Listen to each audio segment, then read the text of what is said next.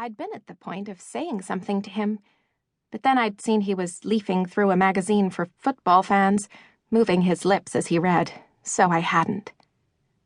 The same boy, incidentally, was now staring rather curiously at my bag. In fact, everyone was staring curiously at my bag. Wide-eyed, I looked at the customs man and smiled my very nicest smile.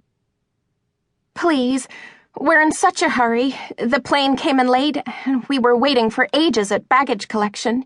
And my mom is waiting out there to meet my little sister and me. I promise, word of honor, there's nothing in my bag but dirty laundry and—" At that exact moment, I remembered what else was in the bag, so I fell silent for a second. "Well, anyway, there aren't any drugs in it," I finished in a rather subdued voice, looking reproachfully at the dog. Stupid animal. The customs man, unmoved, heaved the bag up onto a table. A colleague of his unzipped it and folded back the top. Everyone standing around probably realized instantly what the dog had smelled, because, to be honest, it didn't really take a dog's sensitive nose to place it. "What in the hell?" asked the customs man. And his colleague held his nose while he began clearing my clothes to one side with his fingertips. It must have looked to the spectators as if it was my things that stank to high heaven. "Cheese from the Entlebuch Biosphere Reserve in Switzerland," I explained, as my face probably turned much the same color as the burgundy bra that the man was inspecting. 5.5 pounds of unpasteurized Swiss cheese.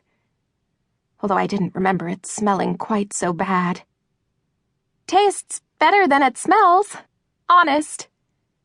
The silly dog, Amber, shook herself. I heard people chuckling, and you could bet the genuine smugglers were rubbing their hands together with glee. I thought I'd rather not know what the good-looking, dark-haired boy was doing. Probably just feeling thankful that he hadn't asked for my phone number. "That's what I call a brilliant hiding place for drugs," said someone behind us, and I looked at Mia and sighed heavily. Mia sighed too. We really were in a hurry. However, it was naive of us to think that only the cheese still stood between us and our wonderful new life.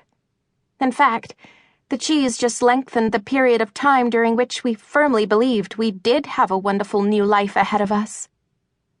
Most girls probably dream of other things, but Mia and I wished for nothing more fervently than a real home, one we'd stay in for longer than a year, with a room for each of us. This was our 6th move in 8 years, meaning 6 different countries on 4 different continents, starting at a new school 6 times, making new friends 6 times, saying goodbye to them 6 times. We were experts at packing and unpacking. We kept our personal possessions to a minimum, and it's easy to guess why neither of us played the piano. Mom was a professor of literary studies with 2 doctoral degrees, and almost every year she held a post as a lecturer at a different university.